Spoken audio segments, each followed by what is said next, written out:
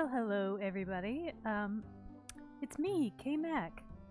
I realize that I am doing a very bad job of like not okay. I don't think I'm doing a bad job, but it's just in terms of like trying to describe what this live stream is about. It's kind of hard because if you're just tuning in or if you like found this through a Google search, what basically is happening is I am practicing inking for like an hour, and I'm narrating while I'm doing that if the audio is working. And I'm maybe talking about, the piece itself. Maybe I'm talking about something else entirely. Basically, if you just want to hang out with me for about an hour while I ink something, that would be so fun. Like, that would be great. This is like, but then, like, how do you tag that for YouTube? Be like, hangout time, or like, chat with some comics, It's like when people are searching for this, they're like coming to these videos through like Procreate free brushes or comic inking, and that's because I've like tagged it that way, and I'm like, well, that's not really what this is. So yeah, if you found this and you're expecting a like tutorial, sorry, that's not what this is. You can just sign off now. I won't be offended. But if you are hanging out, hello, welcome.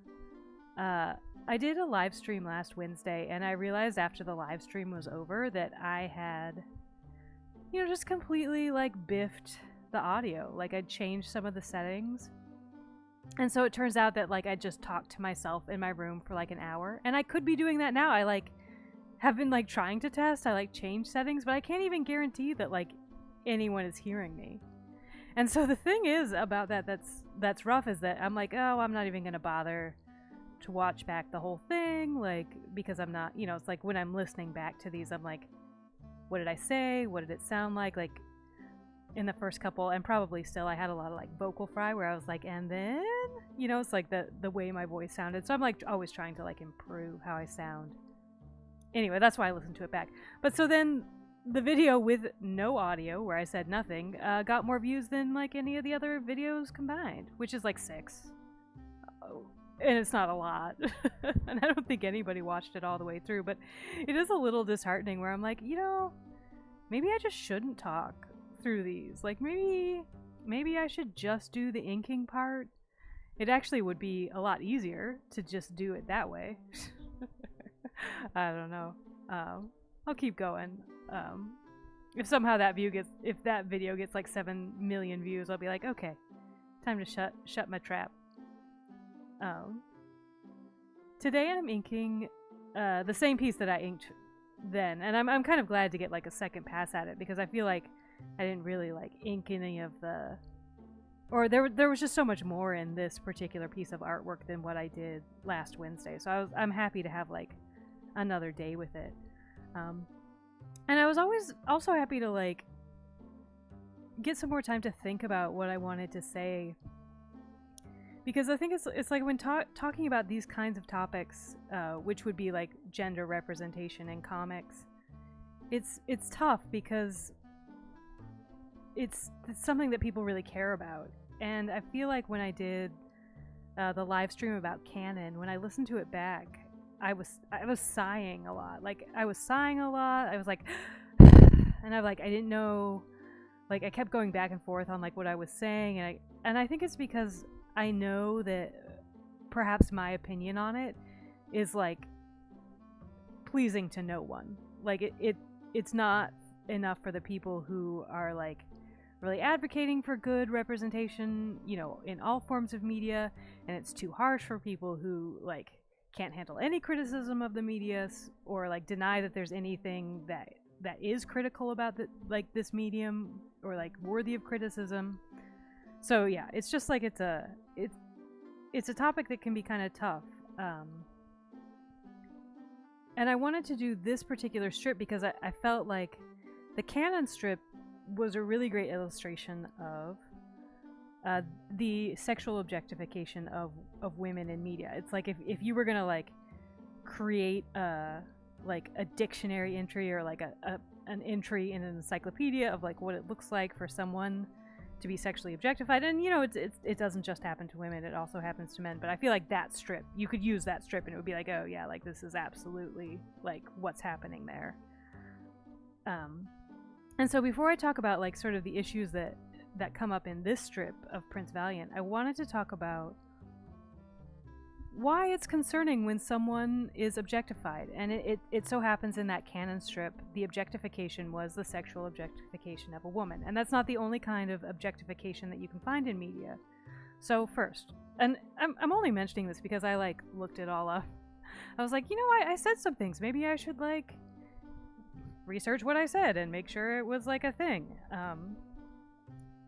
But objectification is a dehumanizing practice when it's like you present a people or groups as objects as opposed to actual people. Why is that a problem? Well, it is and it isn't. It depends on what's happening. It's you know, it's like if that canon comic was just one piece of one piece of media in a sea of media that had like well-rounded depictions of men and women and minorities and, you know, sort of everybody, like no one would care that canon just had a bunch of like, you know, ladies with their tops off. Like nobody would say a word. Or maybe just like the really dedicated pearl clutchers, like, you know, like the church ladies in the back pew. Like that's who would be saying something. But it's not just them that's saying it, and it's because when you objectify someone, you dehumanize them, and when you dehumanize someone, it makes it easier to do violence to them, and that violence can take a lot of forms, and women experience a lot of sexual violence in the United States. So I think it's worth pointing out that if you want to have media that objectifies women in a sexual way, the only way, or in my perfect world, there would also be a lot of media with like great, strong female characters that are like fully rounded, that are enjoyed by ideally the same people that are also reading canon. And maybe we are there. Maybe we weren't there. Canon came out in the 60s, but maybe we're there. I don't know. Like I'm not like an omniscient media god that like knows everything that's happening in media, but I do think it's worth pointing out. Just to say it's like it exists. It's not like it's something that like angry feminists are making up to like cancel everything that men enjoy. It's like it's a real thing, and it happened in that strip. Like that's an example of it happening. And I think like when I first started talking about Prince Valiant, I made the point that like Mr. Foster, as he preferred to be called, Harold Foster preferred to be called Mr. Foster, is that he doesn't draw female characters in a really sexualized way like Wally Wood does. He draws female characters like he draws male characters, where it's like they're people. He's not emphasizing like sort of their, you know, their sexual attributes or their secondary sex characteristics. He's just like drawing people and they look really good. Or I mean, they all look like, I don't know, they would like show their mom the strip and be like, Mom, look, I was in a comic strip. But that doesn't mean that every strip is like, oh yeah, like Hal Foster was a progressive feminist or something like that. He would probably, well, I don't know. I don't know his opinion on those kinds of things. But yeah, so I was like, I found this strip and I'm like, oh, this strip is a really great example of, you know, another way that, you know, gender relations in comics, like, you know, it's like it's an example of a way that it used to be and that maybe it isn't now, and that if you're going to read it, it's sort of like a benign sexism in a way. And I was all excited because I like had this quote in mind that I thought fit really well with the strip, and the quote is that men are afraid that women will laugh at them, and women are afraid that men will kill them. And before I did the live stream last time, I was like, oh yeah, Louis C.K. said that, and it was important to me that Louis C.K. said it, and I'll tell you why later. But I was like, Louis C.K. said that, and then like, look, here's this strip. It's like the perfect example of like that idea. So in the strip, what's happening is we've got this guy. His name is Ulfrin, and he has kidnapped Aleta, who's Prince Valiant's wife. And so it goes, Aleta looks steadily at the astonished Ulfrin, and there is no fear in her eyes. Her hand tightens on the sword hilt, and she takes a threatening step toward him. Ulfrin draws his sword. It is a natural, unconscious gesture. Too late he realizes his mistake, for she laughs. She laughs at him. Oh my gosh. And so then, brave Ulfrin, she laughs. He is all prepared to fight a woman. Don't be afraid, sir. I won't hurt you. And she tosses the sword away. This is kind of a funny word. It's like, if you imagine her like actually throwing the sword, like given how she's holding it in this panel, I'm like, well, she's very strong. She has, very good upper body development. And so then, no one had dared laugh at him before. For an instant, he is near blind with rage, and in that instant, Aleta steps lightly by. And so then she, like, steps by, and, like, all the guys, like, in the ship are there, and she, like, goes and, like, does their sewing for them, which I'm kind of like, girl, come on, like, they're kidnapping you. And so then there's this last panel. Ulfrin begins to pay for his willfulness. He can never return to Thule. That's where Aleta and Prince Valiant are from. He has been laughed at in front of his men. He loves this girl, and yet he fears her. And now there is a red sail following. And I was just like, when I read this, I thought about that quote from who I thought was Louis C.K. And it was just one of those like, yes, here is this woman, Aleta. She's been kidnapped. She's on like a boat full of dudes, like going away from home. And the fact that she's laughed at him means that he can never show his face where she's from again. And he's humiliated in front of his crew. And then there's this moment in the narrative where he's enraged. For an instant, he is near blind with rage. And so I was like, oh, this is the perfect illustration of that Louis C.K. bit. And turns out it wasn't Louis C.K. that said that. Like, I had just imagined that he'd said that, or like maybe, like he did say something very similar, and I'll talk about what he actually did say. But the person who said it was Margaret Atwood. And I'm just like, oh, okay, like, this isn't a thing anymore. Like, Margaret Atwood is a lot of things, and a lot of people really like Margaret Atwood, and that's fine. If you're listening to this and you like Margaret Atwood, I'm like all for it. Like, get it, read it. If you love The Handmaid's Tale and you watch it on Hulu, like, great. I'm happy for you. Like, good job. I, however, don't like Margaret Atwood. I don't enjoy the media she produces. I don't enjoy, and I should, make it clear. I've only ever read one book of hers, and the book that I read was Oryx and Crake. And it was the first part of a trilogy, and I read it, and I was like, yeah, I don't need to read Margaret Atwood ever again. This book is dumb, and it's like, over, like, I'm just like, yeah, I don't like the way she writes. I didn't really enjoy the story she was trying to tell me, and I don't ever really want to read a book of hers again if I can get away with it. Because it's like, what's the point? Like, if I don't enjoy reading it and the story's bad, like, no thanks. There's like a lot of other books in the world. Like, I don't have to read Margaret Atwood. But the thing is that when I thought it was Louis C.K. that said it, it was like, it felt more valid in a way. And that's just like, I guess, my own bias, because it's like, obviously a story, like, Mr. Foster has told the story, like, that exact storyline. Like Aleta, of course, is not afraid that Ulfrin will kill her because her husband is a remorseless killing machine. Sort of like that kind of like gives you a little pep in your step.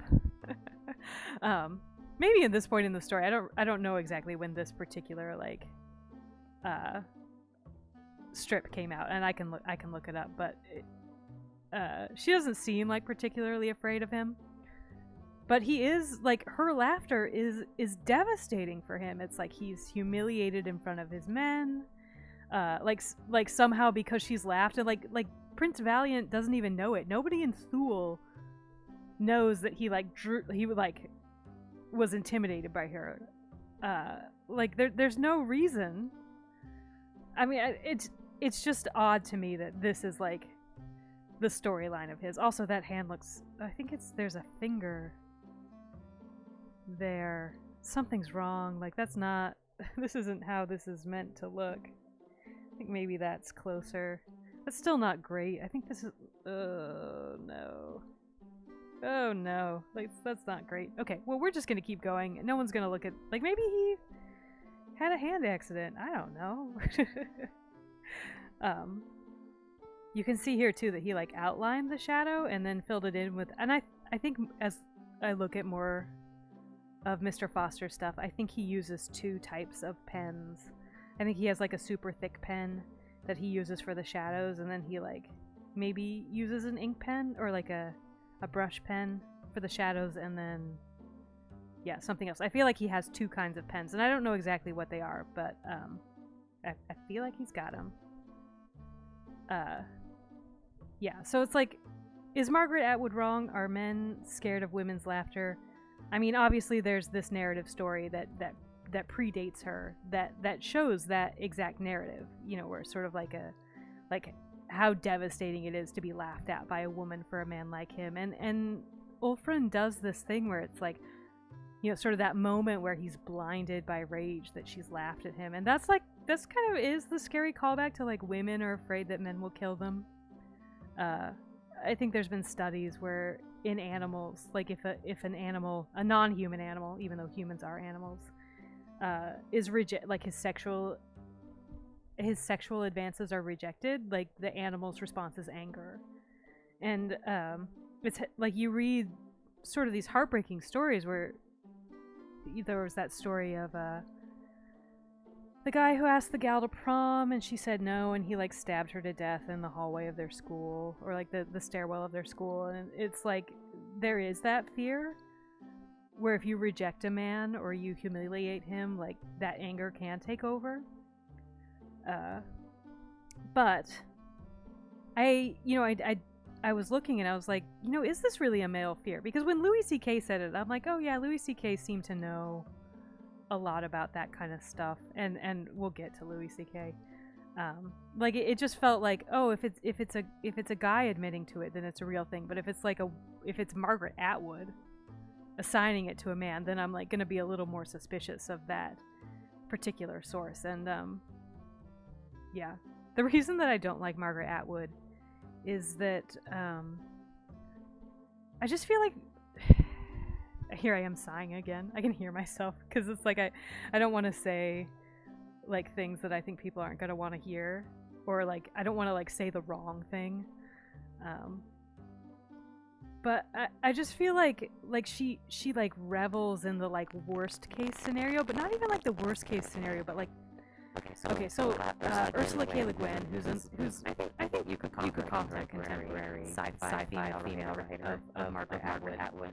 Oh, that's ocean right there. I like that. He's so good at drawing water. But we're gonna come back to that. So Ursula K. Le Guin, I've only also read one book of hers. It was The Left Hand of Darkness. And in the introduction for Left Hand to Darkness, she has a quote, and she says, I can draw a straight line, I promise. She says, anything taken to its extreme is a cancer.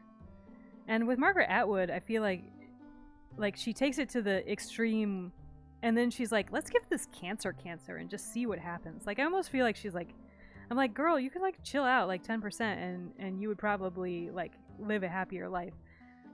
But the thing is that people then take Margaret Atwood narratives as like truth, and then they ascribe it to people to be like, oh yeah, they want like Handmaid's Tale. And it's like, do they? Have you asked them? Like it creates like a false enemy in a way where it like gives them super extreme positions that they may not ascribe to, but everyone who you're talking to will understand. If you're like, oh yeah, such and such politician wants to bring back Handmaid's Tale, like then you're already like dismissing them.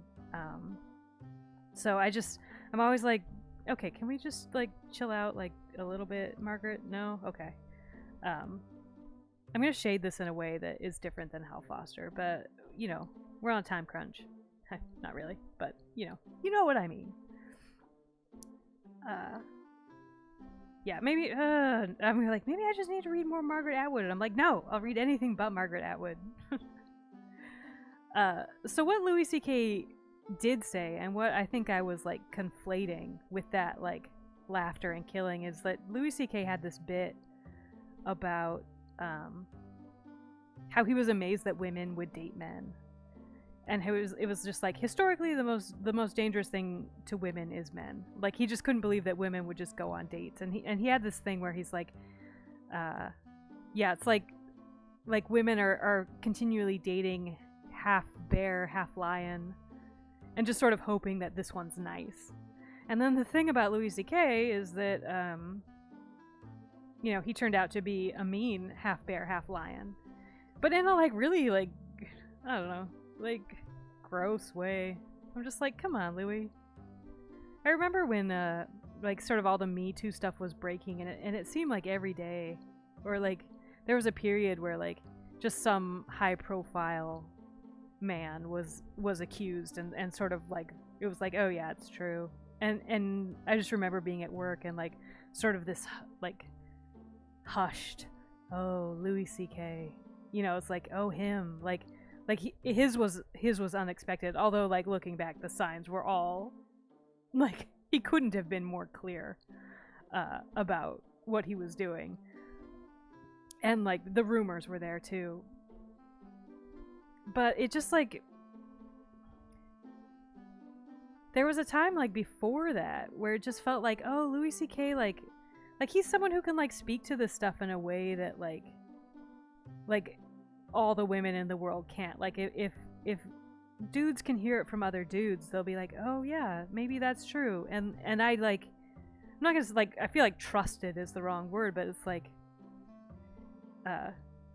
see how I accidentally undid that there? If you just tap with 3 fingers, then it'll come back. That's like the redo. But like, so when I thought it was Louis C.K. that said men are afraid that women will laugh at them, which I guess is a funny thing for a comedian to say because that's kind of the point, I was more inclined to believe that that was true of men, that he was speaking some truth. It's like, I don't trust Margaret Atwood to speak the truth of men necessarily, although I'm sure there's lots of people that would trust her more than Louis C.K. Yeah, geez, I can't believe Louis C.K. like, that guy, he had like the worst possible movie to come out like after those accusations, because it was like an homage to a Woody Allen movie where like a very young girl played, like a 17-year-old played his daughter, and she wore like bikinis and stuff, and it was like, I think it was like some horrible thing like, I love you daddy. And I'm just like, oh man, the timing on this like could not be worse. Like, there's no worse timing for this film to come out. One Me Too accusation that didn't surprise me was the one against Matt Lauer, because I hate that guy. Like, I've always really disliked him. He just seemed like the fakest, smarmiest guy ever, and I didn't. It's not like I like consumed stuff by him. It's like I didn't watch the Today Show, but I did watch the Olympics, and there was the year that like Bob Costas got an eye infection and he couldn't. I think this was the Sochi Olympics. I'm not sure. And he's like, they like, feel like they like, Bob Costas like hung on for a long time. Like, he got the infection in one eye, and then he got the infection in the other eye, and he started like, he's like, you guys, I can do this. And I think the network was eventually like, you're scaring the children. But like, Bob Costas was the host of the Olympics for the American coverage anyway. And when he was out, when they're like, you have to stop showing up with your horrifying eye infection, I feel, I don't know if this is true, like, but it feels true, so I'll go back and think about it later. But then Matt Lauer like took over for him, and I was like, ugh, gross. Like, he's so insincere, and like, I just like hate his face. So like, when it came out that he was a terrible human, I'm like, yeah, makes sense. He was so fake. Like, he was so fake. So I was like, that was off topic, but I just feel like it's never a bad time to talk about how fake Matt Lauer is.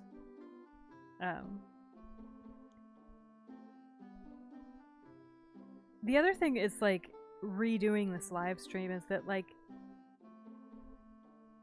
in some ways, like so nobody's listening to this. My friend Amelia listened to it, and I'm like, hi Amelia, I love you, thank you. Like no one's listening to this, so, and I feel like I've touched on that before, where it's you get really worried that like all this bad stuff's gonna happen because you posted something online, and then it turns out like, oh no, you're just shouting into the void, like nobody cares. And that is true, but since I'm doing this live and I'm talking about like a cultural topic that a lot of people are invested in, you know, even if no one's watching it, like what if a future employer sees this, or what if somehow in the future like this gets a few more views, or if like 10 years from now I'm doing a different project and like it comes out that I've said like all this horrifying stuff in or out of context, like you just worry that because when you put something online it's there forever, and if you say the wrong thing, like it can really impact you in the future. So that's like one concern, is to talk about this online. And the other concern is that there are certain portions of online fandom that can be really, really vicious and in like real ways. So Something Awful, I've talked about that forum before because that's where I read a lot of comics. And Something Awful was like proto Reddit in a lot of ways. But I actually, as I've been sort of visiting it again, have been like, oh, actually this is a lot nicer than Reddit. But so, like the day that I started looking into it again, the guy who started Something Awful had sold the forums. And I guess he had to like sticky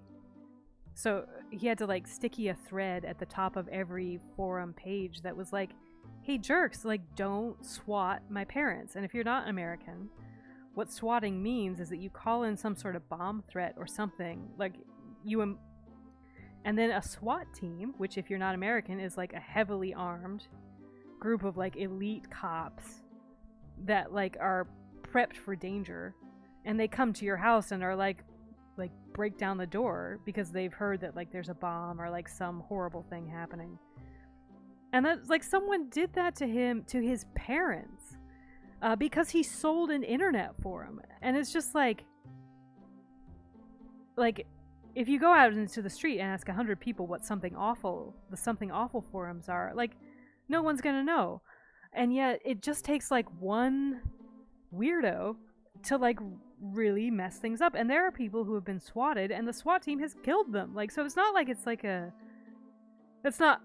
rarely happens, but I mean it does happen. So it's like, especially with online fandoms, people are really, really protective of it. And comics are no different. There's a lot of, you know, sort of internet back and forth on comics, and it's a little frustrating because it's like, it's not that comics are above criticism. And when I say comics, I mean, you know, mostly American comics. I'm talking like superhero comics. I'm talking about newspaper comics. You know, sort of the Marvel, DC, like big comics. It's not like there's nothing to criticize. But on the other hand, it's like, who's the criticism coming from? Is the I read something on Instagram today that was like, don't worry about criticism from people you wouldn't take advice from. So it's like if someone's criticizing comics and they're just sort of doing it from outside the genre and are like talking about media in general, like I think it's fair to be like, hey man, I can see your point. Like, and I feel like people online have trouble even doing that, where it's like, yeah, I can see your point. Would you be willing to listen to my point? Like, that's like, does that happen? Am I being hyperbolic? I think I'm being hyperbolic. I'm sure there's well-reasoned, thoughtful discussions online, and I'm just focusing on the bad ones. But for me, I think about it a lot, is that I am a reader of genre fiction, and the genre is romance, and I just think about like what I would say to comic book fans or comic fans who are like concerned or deny the criticism of outside parties, is that you've got to understand that comics, romance, these are escapist genres. It's like an escape of real life. so if they were real life, you know, they wouldn't be escapist. It would just be like, oh, you know, this is something that could really happen. There's really a guy that dresses up like a bat and like flies around Gotham. You know, it's like people from outside the genre are going to be able to see it a lot more clearly, or to see the ways that it is a fantasy. And one of the mistakes I made, not mistakes, but just like ways I'm like, when I listened to it back, I thought about it again. When I was talking about canon, I said, I'm like, name one romance character who's been in a movie. You can't. And that was because the way that I think of romance is different than maybe, well, maybe I should be more inclusive in my definition, but when I listened to that back, I was like, oh, it's Twilight. People could name Edward and Bella and Jacob. Like if I had that challenge to them, that's what they could say.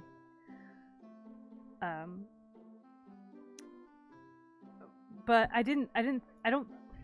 do think of Twilight as a romance, but I think of it as a YA romance. And perhaps like maybe a more appropriate comparison would be 50 Shades of Grey, which started out its life as a Twilight fanfiction. And 50 Shades of Grey was written for a really particular audience. It was not, I don't think it was meant to be, although I'm sure E.L. James, the author, was thrilled that it like became a viral sensation. But it was targeted towards people who read erotic romances.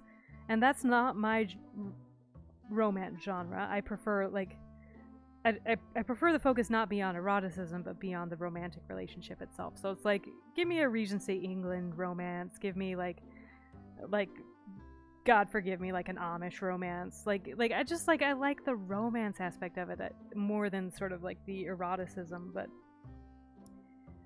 within the genre of erotic romance, 50 Shades of Grey is not that unusual.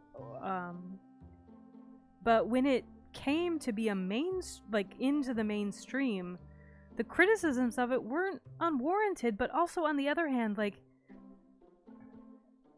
it wasn't meant to depict like a real world situation. It was like meant to depict like a very particular kind of fantasy that is not real. And I think sometimes the worry is with something like 50 Shades of Grey, with something like Twilight, with something like canon, is that when people who are outside the genre start reading it or becoming aware of it, it's like, do the people who consume this for real and not just like because everyone else is reading it, like, do they understand that it's a fantasy? Like, do they understand that it's not how it's supposed to work? I think like the bondages, sadism, and masochism community, the BDSM community, was really alarmed when Twilight came out, because they had done a lot of work to, educate people within their community about what a safe, sane, and consensual BDSM relationship is like. And then Twilight comes along and it's like they don't have any of those markers of like a healthy, safe relationship. And then when that kind of relationship goes wrong, it can be really harmful to the people involved. And so I think like people in the BDSM community were like, this book, like, people think this is what we're doing and it's like impacting our community in a negative way. Like, that's a valid criticism of that book. But on the other hand, what I would say is that it wasn't written for everybody. It wasn't written to be like a guide to a BDSM relationship. And I kind of feel that way about comic books, where it's like, comic books in America, were they intended to like speak to a male escapist fantasy? And I'm putting male in air quotes because what is considered male and what is considered the male fantasy changes as time goes on, just like in the romance genre. It's like, I'm sure Stan Lee was thrilled, but also like Stan Lee, the creator of all the Marvel characters. But I think it's fair to be like, hey, listen, we know that these comics contain sort of problematic elements, and we understand that it's a fantasy, that like in real life that's not how it works. But I think that the fear can sometimes be, and especially if like, say it's like a mother seeing her son's comic books or Mad magazines, or you know, sort of whatever, where it's like, do the readers of it understand that it is an escape? Like, that's not how it works. And I think that was also a fear with Twilight, because teens are really impressionable, and the relationship between Edward and Bella was, in the romance world, great, but in the real world, like, the stuff that Edward was doing was like stuff that would get him arrested. Like, he watches Bella while she's sleeping in her room, and it's like, in the world of a romance novel, that's like, oh, that's so romantic. Sort of, I guess. I don't know, it depends on how you feel about being watched while you sleep by a stranger who's a vampire, and has gone to high school for 117 years. But the concern is that when you read that, it's like, does the teenage girl know that that's not okay? Like, does she know that if like a guy does that, you know, like, she should call the police, that it's not romantic, that's something else, that's not great. And so I just think I wish that people who criticize comics could, you know, understand the genre. And I wish, if they don't, I mean, because if it's an internal critique, if it's like a lady who really enjoys comics, it's like, yeah, you know, maybe listen to that one. I wish that they would, you know, sort of understand the genre, and I wish that people who are fans of comics, who are like sort of fighting back against this criticism, could just, like, I don't know, take it easy a little bit. Like, be like, it doesn't hurt to say, yeah, I see where you're coming from. Because it's not like, you know, Susie with a Facebook account is gonna somehow, like, cancel Marvel or something, or like force them to rewrite Batman, and then like Catwoman wears a parka in every issue. You know, it's like just acknowledging that there is a criticism that people can see when they look at it isn't gonna, like, kill the genre. Maybe it will. I don't know. You tell me.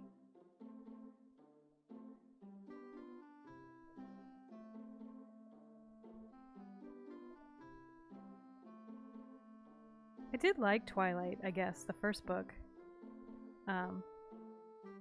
Mainly because I read it with my friends. Like, we worked at a summer camp, and we didn't have TV or access to the internet, really, so we all read books all summer, and we all read Twilight, and we would, like, laugh and read it out loud together, and, like, sort of read. It was just like a fun, like, shared experience to, like, acknowledge its ridiculousness, but also, like, I don't know, it's, yeah, I had fun reading it. I'm not too proud to say. I'm not too proud to say.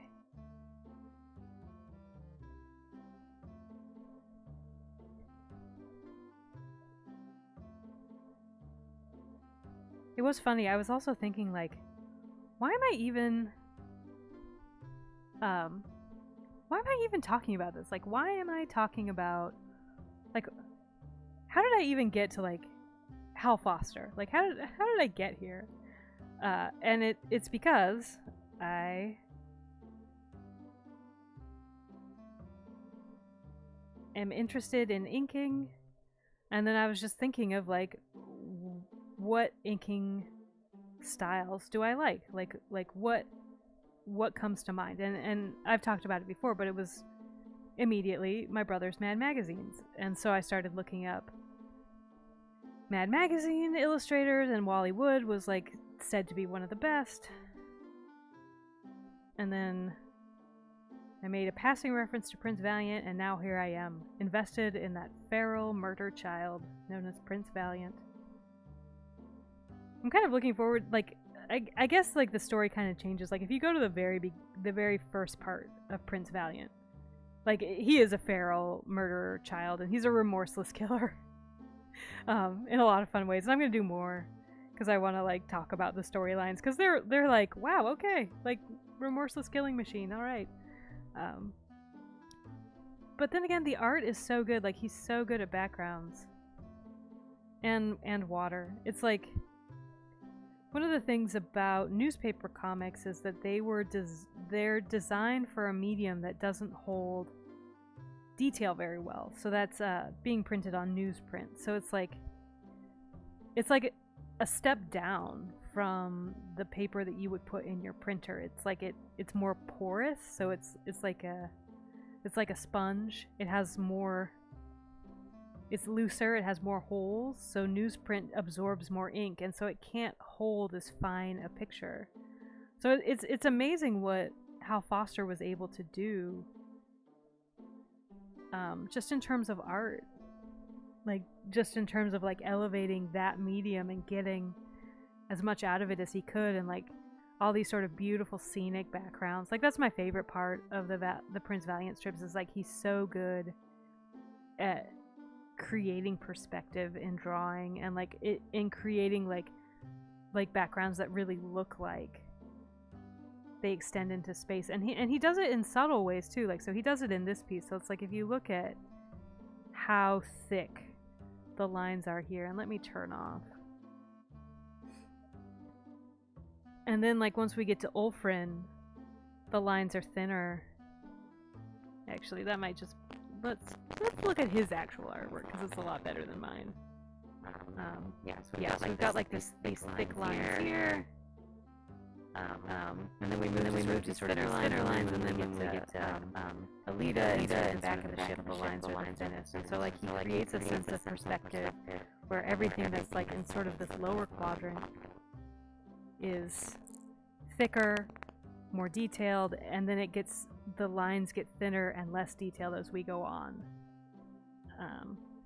So it's like even in a panel like this, he's creating perspective, and your eye starts here because you read the synopsis, and then you travel here. So it's like he's so good at creating depth just through black and white, which is like something that I aspire to, because he's really good at it, and he's a good person to learn from if you want to learn to do that kind of inking.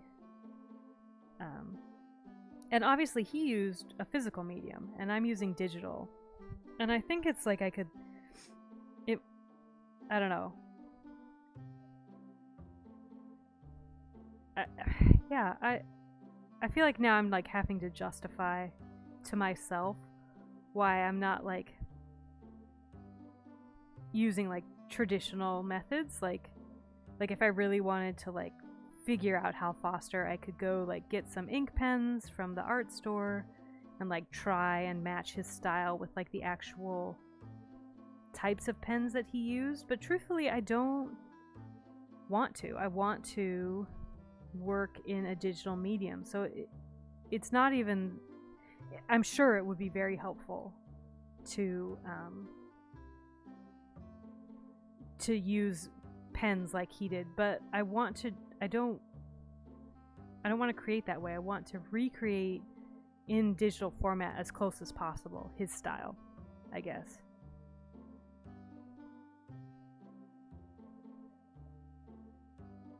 People do still print things, not as much.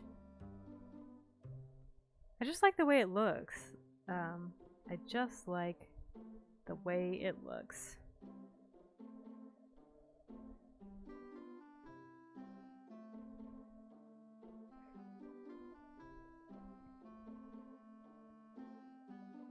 It's funny, I remember once I asked my dad, Dad, what was I like as a kid? And he said, I don't know, you're quiet. I like to color a lot. So this to me is kind of like coloring. I'm like, oh, I've come full circle. I'm 4 years old again, and I'm just sitting coloring. It was relaxing. I mean, it's nice that he's like already done all the hard work for me. This does make me want to like recreate the landscapes where I am. So I live in the Pacific Northwest, and we have a somewhat unique ecosystem, although lots of places in the world do. Ours just happens to be a temperate rainforest. And so down in Northern California, like it stretches from Canada to Northern California, but there are the redwoods, and I'm just like, oh, I'd love to like be able to like recreate the redwoods and the coastal forests that I love in this sort of inked medium. So we'll see if I get there. If I reach for the moon and fail, I'm still reaching for the stars. Like, is that how that goes? I feel like it was my 8th grade graduation, like, that was our like motto, and I'm like, this doesn't make any sense. Like, because if you're reaching for the moon and you fail, so I'm just like checking his face here.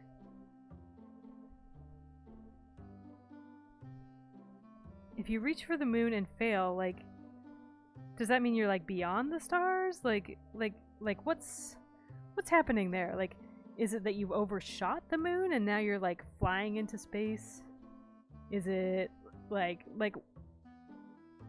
is it? I always feel like it would make more sense if you reach for the stars and fail, you're still reaching for the moon, because like the moon is closer than the stars. I don't know. I don't make these things up. I don't get to decide who said men are afraid that women will laugh at them. I don't get to decide who came up with this moon business.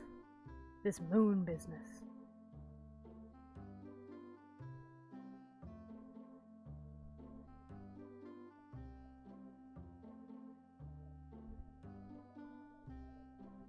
Let's see. Yeah, I don't know. I got Ulfrin. He looks pretty good. I guess I could finish up these guys down here.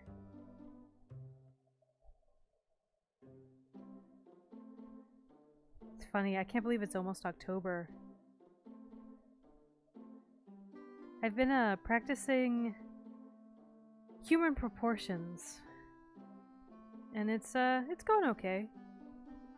I've been like, I'm most proud that I've like been like taking the time for it. Like, I'll get up, and instead of like I used to get up and just look at the internet for like an hour before work, but now I've been like taking that time to like draw and like practice proportion. But I'm like, it's not like I'm doing like gesture drawings or like drawing from photos. I'm just like trying to like memorize proportion.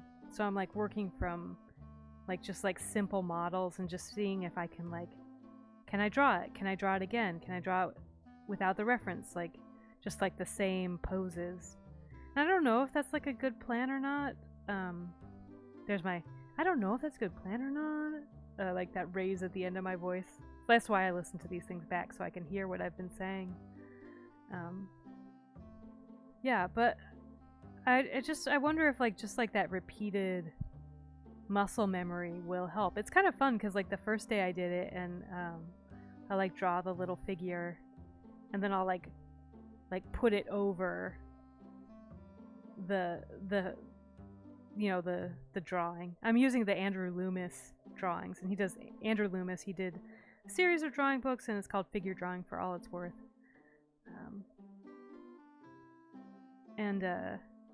You know, so the first day I did it, like every time it was like wrong, and I had to like figure out why it was wrong and like try again. And then like the second day I did it, like different parts of it were wrong. Like the first day, like the torso was never quite right, or like the arms weren't in the right spot. And I was like, the second day I did it, like the legs were in the wrong spot. But like the third day I did it, so like hour 3, like it started to like, you know, get it. And then like today, like I could draw it reasonably well without looking at the reference. So I'm just gonna keep practicing that and see what that does for me. Andrew Loomis is like, so I've been reading a couple drawing books, and like they have some like the introductions are like pretty devastating in ways where you just feel like really seen, where you're like, hey, you didn't have to call me out like that. But the Andrew Loomis one, he said something in the introduction that I'm like, oh, that's really true, where he stressed the importance of drawing, like, and drawing well. And there's a couple things he said, and so one of the things that he said was it's like, the door is always closed to mediocrity. And I, you know, it's like, unless you have a lot of money, and then you can open any door you want. But where it's like, if you just if you're just mediocre, like there's people who are geniuses and they're ready. Like if the choice is between, like, yeah, so it's like, and it's really easy to be mediocre, and it's like better than beginner, so people are like, oh yeah, you're great. And it's like, but what you really are is mediocre. Like, you're not like good enough to be good, but you're not bad enough to be a beginner. It's like this horrible in-between state where it's sort of good, but mostly bad. If you know what I mean. But the other thing that he said was that in a lot of ways, it doesn't matter how good you are at drawing. Or it matters how good you are at drawing, but it matters even more what you're drawing. Like, and I think that that's so true. I think that's the same for writing. You know, it's like one of the things about Margaret Atwood is that people are like, oh, she's a really great prose stylist. And that might be true, but it's like if you don't care about the story she's telling, you're not gonna relate to it. It's like I am in a writing group, and it's like it doesn't matter how good the prose is. If you don't care about the story, like no one cares. Like if you think about like the comic, if you've read it, XKCD, like that guy uses stick figures, and he's one of like the most like posted webcomics out there. It's like he's not drawing, you know, Mr. Foster level human figures. He's drawing stick figures, and people love it. It's like because he's speaking truth to them. And I think that's what's so hard about drawing and about writing is that you have to, it's not just that you can draw well, it's like what are you drawing? Are you drawing things that people connect to? And that's something that's a lot harder to teach. Like I could like draw the most anatomically correct figures in the world, but if it's just a face and nothing else, like who cares? So it's the same with writing. It doesn't, like, they did studies of like how comprehensible writing is, and it was half grammar and it was half content. And it's like you can teach the grammar, but the writing engaging content, that's something else. Like that's where the art comes in sometimes. And you can certainly learn to tell better stories, but yeah, there's some parts of it that just can't be taught, I suppose, or that depend on luck or finding the right reader. Drawing well is only half of it. It's an important half, but it's still only half. You still have to draw something that people are interested and engaged in. And I think that's sometimes where like drawing and I'm quote unquote old masters, because it's not like Hal Foster is like Leonardo da Vinci or something, but it's like the longer something has been in cultural memory, like the better sign it is, because it's like there's a lot of media that was very popular at one point, but now nobody cares. Like it's, if you go back and look at the stuff that's really stood the test of time, that's meaningful, and it's meaningful in some ways and not in others. And I think that's like a topic for another day, because it speaks to like who has access to like creating lasting works and why. And that can sometimes be a hard question, but I'll save that topic for another time. Yeah, if you have the choice though, be good at art and story. But if you can only do one, write a good story or draw a good story, and it won't matter if it's stick figures.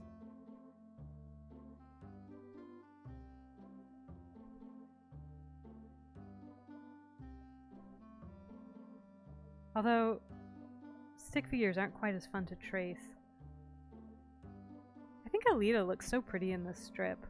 Like sometimes I don't love Hal Foster's faces. Actually, sorry. But like I think she looks great here, and I think like here, like there's just something about this face that I'm like, I don't know what to do with this. Like if something about it feels wrong and I'm not sure what it is, and I like kind of dinked around with it to see like if I increase the size of the eye, if I move them in, if I move them out, and I couldn't like get anything better. But I'm just like, look at the difference. Like she looks so cool here, like with her hair and like this little tiny curl blowing in the breeze. I just love that. I just think I love her face here, and I don't love her face here. But that's okay. I'm not Ulfrin. I'm not gonna like trap Aleta on a ship with me and take her to the New World where didn't have to deal with her remorseless killing machine husband. I'm not gonna go there. Oh, I wish I started water earlier. This is great. I'm always like, how do you draw the ocean? Tell me, world. It's hard. I'm not always good at like abstracting things I want to draw, like trees or water. That's why like artists like Hal Foster are so valuable, because he's already done the hard work, and all I have to do is like, I don't have to like figure out how to, create the ocean in black and white. I just have to figure out how Hal Foster did, because he did a really good job. Yeah, and it looks so good when he does it, and then when I try to do it on my own, it looks terrible.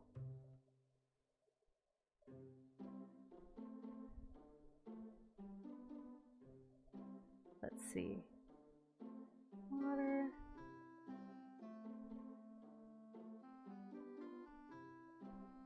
This is where the brush aspect of this pen comes in really handy. This is again the G-Pen Streamline by George. It's free. I have a link below. Okay, let's take a look at that. Yeah, I mean, it looks like water. I got a little bit on his cape, but that's okay. Ugh, I can't believe I didn't even draw Aleta. She's the best part. Not that there's anything wrong with Ulfrin, but I mean, look at this guy. Ugh, a woman laughed at me. That's the worst thing that could ever happen to a man. I laugh, but... Nope, don't do that. I was doing... What was I doing? Oh yeah, I was drawing people. Alright. Let's see how long we've been at this. Yeah, I don't know. 54 minutes, that's pretty good. Especially if the sound didn't work. I promise I did, like, I tried to test it. I feel like this looks pretty good. It's like, the shadows were kind of interesting. Like, I feel like the shadows in this section, like, were meant to be a little bit different than the shadows, like, behind him in the cape. So I feel like that's something for me to, like, think about as I'm illustrating things. And I feel like his line work was a little bit finer. Like, maybe if I had taken down the size just a little bit, it could have gotten that same effect of, like, having more delicate line work as the composition moves back in space. But that's just something to think about moving forward. Well, if you joined me, thanks for joining me. If you're listening to this later, thanks for listening to it. If you have thoughts on anything I've said, comment. I'll read it. At this point in my streaming career, I have nothing else to do besides read the comments. That might not always be the case, so... This is in marketing where it's like, ooh, I don't know, limited time offer. And also, since I worked in marketing, I'm contractually obligated to say like, comment, and subscribe. And yeah, I'm here Mondays and Wednesdays. Come see me. It was great to talk with you, and see you next time.